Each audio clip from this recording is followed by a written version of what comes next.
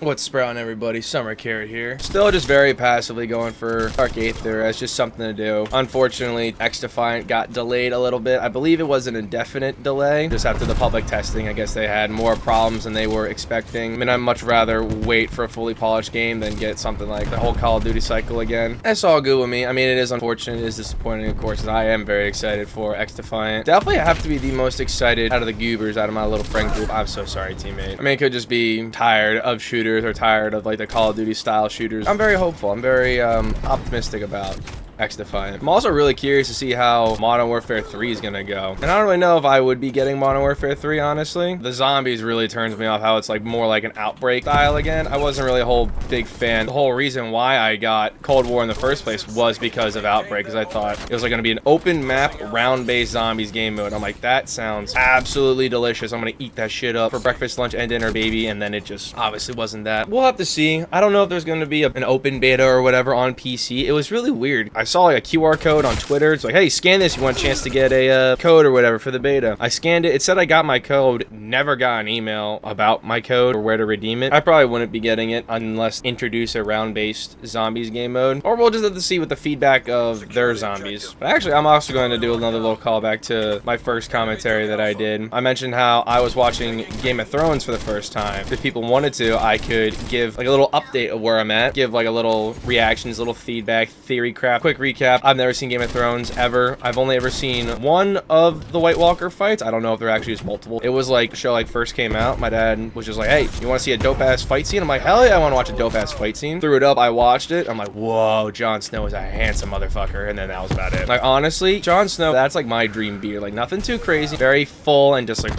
I just watched the season finale for season 4. It was just a one and done, a little quick episode because it's like weird. I've been kind of realizing what people have been telling me the whole time. So like, hey, you know, yeah, binge it if you want, but just know that's like the first experience you'll get with the show. So yeah, you can binge watch it after that first time watching it. Like, that's it. The shock factor's gone. And I mean, there is like House of Dragons. I definitely plan on watching that. But yeah, just watched the season 4 finale, and it was right when Tyrion. Hello there. Wait, what the? Holy shit. Oh, you're fucking prone, you little fucking rat. Biggest thing right at the end was with Tyrion executing his dad, Tywin. I found it such like a fitting death. This is like a man, a head of the House of Lannister, who seemingly believes that he is just untouchable, no security guards around him whatsoever. Tyrion just ends him on his own fucking chamber pot with his pants around his ankles. Absolutely humbling the fucking dude. You're not really all that, buddy. Like, even when I was sitting there watching it, holding his dad hostage on the shitter, I'm like, there's actually no way, right? And that's like obviously what Tywin thought. He's like, there's no way that he's actually gonna go through with this. But no, the beast did. So the real thing that set him over the edge was when Shay was in Tywin's bed and he called him my lion. No, let me steal that. You whore. Yes. When Shay said my lion, thinking that it was Tywin, little did she know it was Tyrion. Dude, my heart fucking broke. I felt so bad for him. Like, this poor dude, everything is just crumbling around him. But hey, there's nothing more dangerous than a man, even a half man, with nothing left to lose. That is just so goddamn dangerous. And then there was Varys, quote unquote, escaped with Tyrion. He was helping Jaime free Tyrion because they're like, we know you didn't kill Joffrey, the fucking dirtbag. I was still... Oh, I thought that guy was gonna just execute me right there. What a nice young man. A strapping lad. Because I didn't really think that Varys was gonna leave with Tyrion on that boat. I think they're going to Bravos. I actually don't really know where they're heading. Obviously away from King's Landing, that's for sure. Thought it might look like more suspicious if Varys does leave with Tyrion, but then again, Cersei found out that Varys was helping Jaime free Tyrion. Lord knows what Cersei would do. Cersei, her last conversation with her father, did not leave on a very good note, saying how she was going to expose the truth just to spite her father because she doesn't want to marry the, it's bad. I don't even know what the poor dude's name is. I just know him as the infamous sword swallower and pillow biter of the House Tyrell. So it'll be interesting to see what happens when Cersei finds out that her father died, and she'll probably put 2 and 2 together. Tyrion has escaped. Varys is now missing. She knows that Jaime would be the only one that helped Tyrion escape, but also her father's now dead. So it's just, there's so much going on. Like my mom kind of said today, that show at this point now, it's just becoming like information overload. There's so much happening all at once, and now of course my brain's going a million miles an hour trying to think of what's gonna happen next. Then my mom fires back with, you might have all these theories, you might know where the show is going, but you honestly have zero idea the entire way through. So yeah, King's Landing is going to be a mess. Stannis and his whole army from, I think it's Dragon's Head, Dragonstone. The Red Woman, I hate that bitch. I hate her. She's like, oh, I stare into pretty fire, get blue vision in my eyeballs, and then I just like spew shit out of my butthole. But she told Stannis that the real war is not in King's Landing. The real war is north of the Wall for whatever reason. Stannis goes up there, butchers a shit ton of Mance's wildling army. Jon Snow is also there because he quote unquote is there to ask for a peace treaty, when in reality he's gonna in there to try to solo an army of wildlings 100,000 strong to try to tank Mance's head by himself. But it's still weird. I think Mance still like has a spot for Jon Snow in his heart, because he's like, I could kill you right here and now, but he doesn't. And I don't know if that's just trying to think of how he can still use Jon Snow, or he just really likes him as a person and like sticking by a code or whatever. So he's trying to figure out his relationship with Jon Snow could either benefit him and like his wildling people. I don't think Mance really wants to kill him. I think there's like something in there that he's still like holding on to. So yeah, and that was actually the first time in the show where, for those who don't know Game of Thrones, like you're following probably what, like 5 or 6 different stories all at the same time, and they're all like fragmented. They're all like not exactly interacting with each other because they're all in their own little part of the world of the Seven Kingdoms. When Stannis is north of the Wall, that's the first time that we have 2 different stories actually interacting with each other. The crazy part is, well, at least when I realized when I was watching the show, is you as the viewer, you've seen the history and everything that has happened to these 2 characters, their stories, like all their hardships, all their battles, and now they finally meet in the show, but they have zero idea what the other has done behind the scenes and what they have done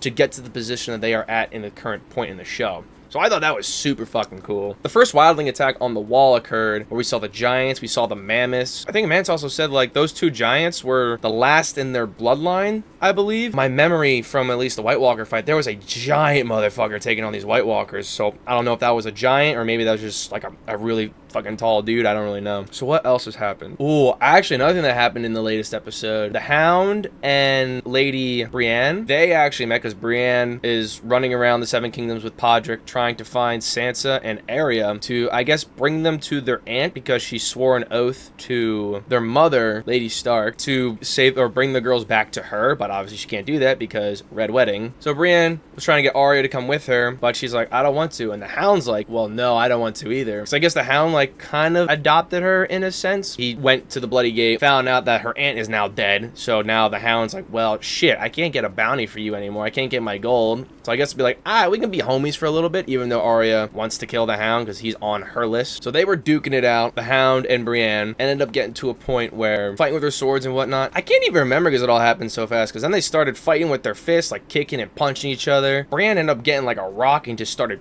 bashing this dude's skull in. This dude is somehow still standing this entire time, but it gets to a point where Brienne hits the Hound hard enough, he falls off a mountain, starts tumbling down. Arya is hiding from Brienne, reunites with the Hound. This dude's entire head is bloody. His like skull's like caved in a little, bloody everywhere. He's got like a compound fracture of his whatever your thigh bone is. I believe that's your femur sticking out. So this dude, he's done. He's dead. There's no recovery from him because they're just out in the middle of nowhere. I think like the closest town is like 10-20 miles or something. And then the Hound is like, go ahead, kill me, take another name off your list. Crazy part is Arya doesn't kill him, which is crazy because like he's obviously on her list ever since the way beginning of the show when he butchered the butcher's boy. The Hound was almost like begging in a sense to be like, well, what are you gonna do? Come on, kill me. Like, I'm on your list. Do it. But it's just another sign that Arya is just getting darker and darker. How far is this gonna go? How far is she gonna push this? I'm watching her just staring into the Hound's soul, which is disgust, but it was also like very emotionless. Watching him suffer, watching him be in pain. Wasn't exactly like enjoying it. God damn it, dude. Oh, spawn flip. I suck. It's so creepy. Is it weird to say like I'm interested in it? I'm like curious to see what's gonna happen to her now. She's like literally flying solo now. She's running away from Brienne and obviously left the Hound to die. And even stole the Hound's pouch of money or whatever, pouch of silver, pouch of gold. A little callback to what he said about butchering that one tradesman, betraying his trust and then like stealing all his goods. It's something like a dead man don't need silver. Oh fuck. Oh, God, I feel so bad. I tried to sweat my gun. That did not work. I know, dude. I feel so fucking bad for Sansa. Wherever that poor girl goes, like, it's just trauma and just mental abuse. She just gets manipulated left and right. I'm also really hoping that the Littlefinger doesn't do any, like, really fuck shit with her. Fucking Littlefinger, dude. I absolutely hate his character. He's such a little scumbag. I mean, even that, like, just that one little kiss to Sansa to push... I don't even remember what her name was. When Littlefinger kissed Sansa to, like, basically push her aunt over the fucking edge and like almost kill Sansa, throw her through the moon window. Oh yeah, we ended up figuring out who Varys's little bird over the narrow sea, who was telling them all about Daenerys and like her status with her dragons, what she's captured, who she's captured, what she's been basically doing the entire time, was her right-hand man. I can't even remember the dude's name. He's like blonde hair, scruffy beard. It was really strange because after she captured a city or something, a royal pardon from Lord Baratheon, which is really strange because it was like that old, but I guess like that's how long it takes stuff to travel. I don't know, a royal pardon from when the Baratheons were in power.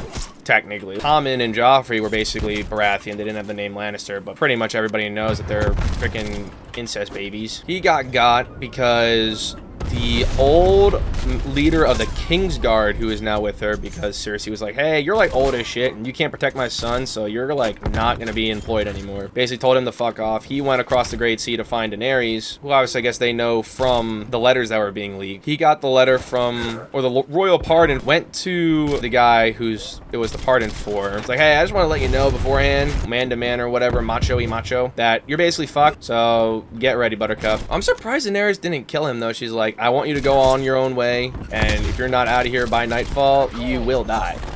Oh, that's right there. That's scary. I'm gonna go rain hellfire. Never mind. Daenerys, also, the last thing we saw from her was she actually locked away her 2 dragons, because one of the 2 dragons that are still like around, still being like loyal, I guess, or the big red one, the big fucking mean dude, basically barbecued a little baby alive. That was kind of rough. But then again, it's a dragon. It's gonna do what it wants. It can't tell us apart from a fucking goat. I understand why she did it, but I know that she is going to regret that decision later on when she tries to reunite with her dragons, because they're gonna remember in their eyes, be like, well, we didn't do anything, and then you just locked us away forever, and now you're coming back, quote unquote, free us, but they're not gonna trust her anymore. So that's going to definitely not end well. I really thought that was a teammate, but I'm glad I shot.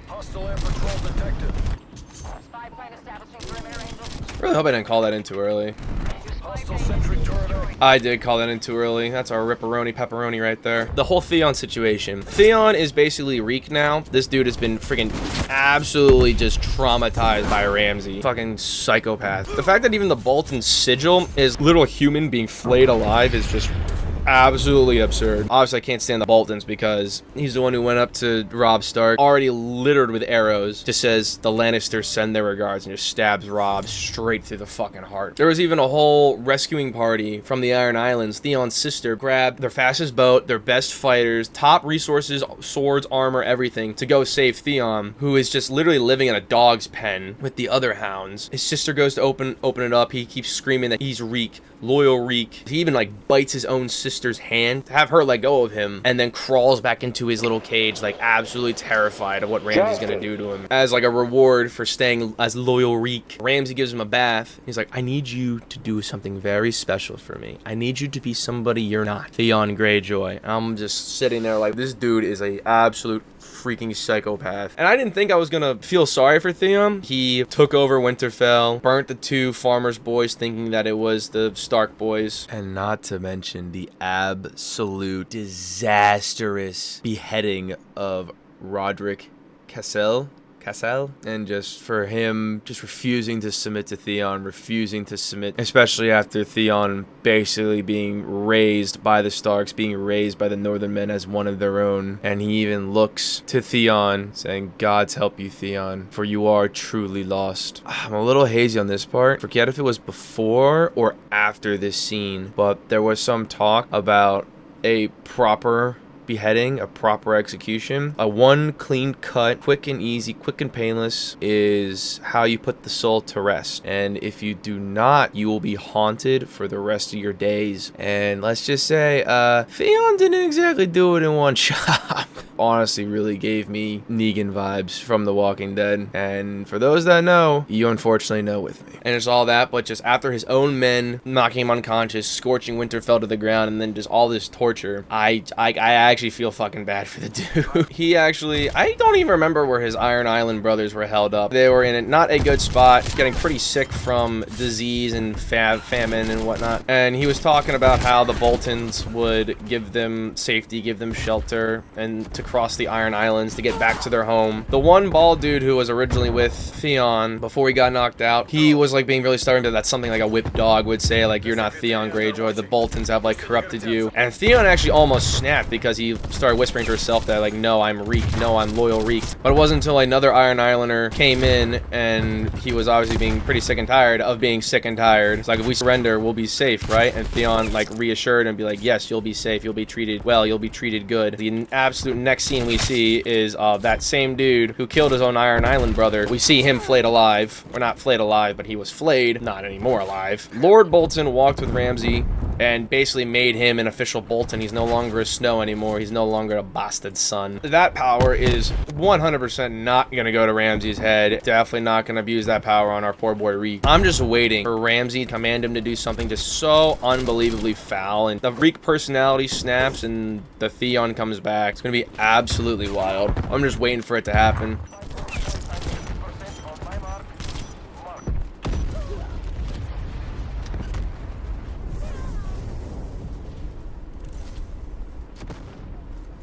What the hell happened? Okay, I have no idea what the hell just happened. I'm a bit confused. I might even start like making a little notepad, making like some spreadsheet notes or something, jotting what has happened in the show, where characters are at, so I can give like a better recap, better explanation about what is happening and what I think is going to come. Whoa, that's pretty.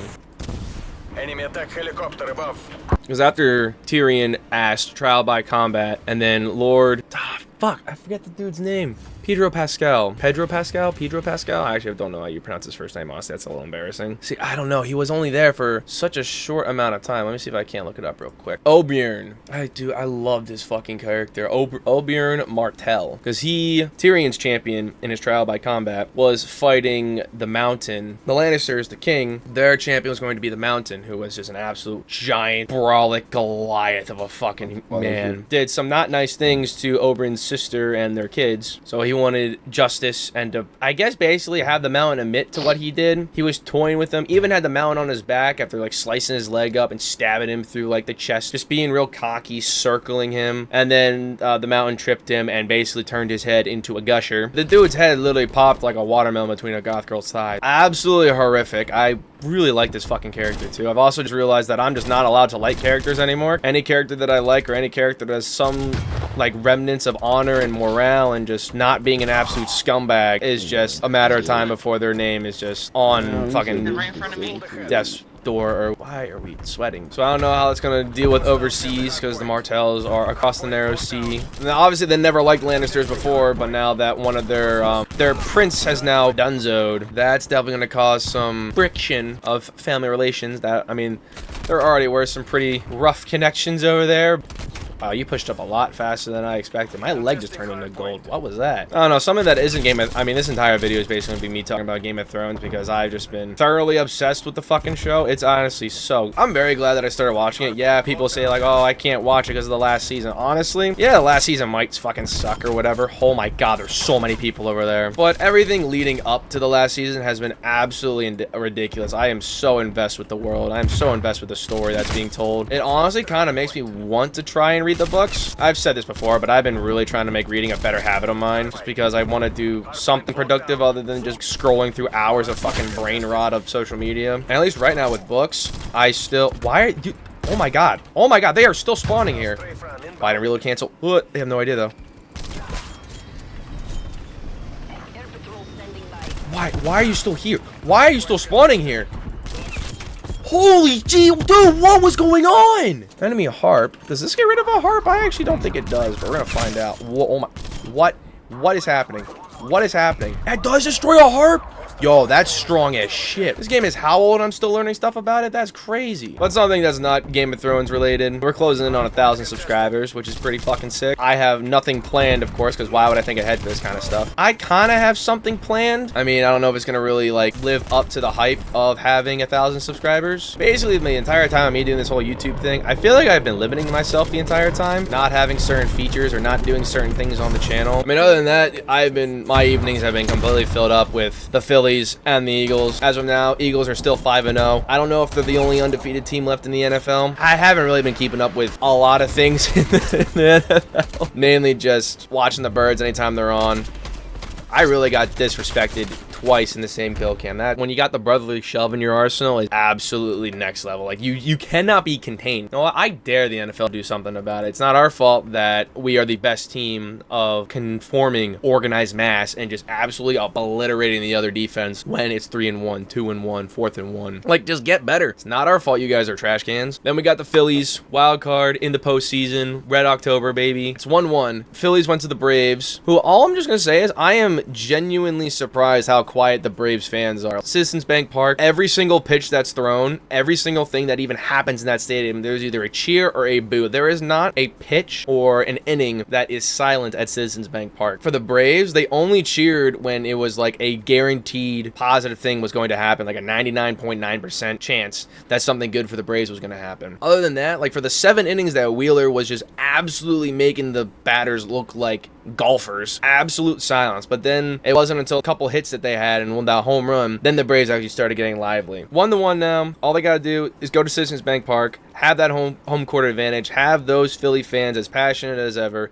just absolutely crush the Braves spirit. Just win 2 at home, be absolutely fantastic, take the series, move on. I even think the game is going to, I think it's like a 5 o'clock start. I'm gonna have to edit this pretty fast. I'm definitely gonna watch that. And if I don't get this video done before the game, it's gonna go up really fucking late. Actually, I think that's what I'm gonna do. I'm actually going to leave now, get this video started, hopefully be able to get it published. I might even just say bag and just do like a preset thumbnail by YouTube and then just make another one or make a new one later. I don't know. But yeah, pretty much Game of Thrones has been probably the more exciting part of my days. Thank you guys again for watching this video. But yeah, I'm gonna go get this video done and I'm gonna go watch the Phillies kick some fucking bird ass.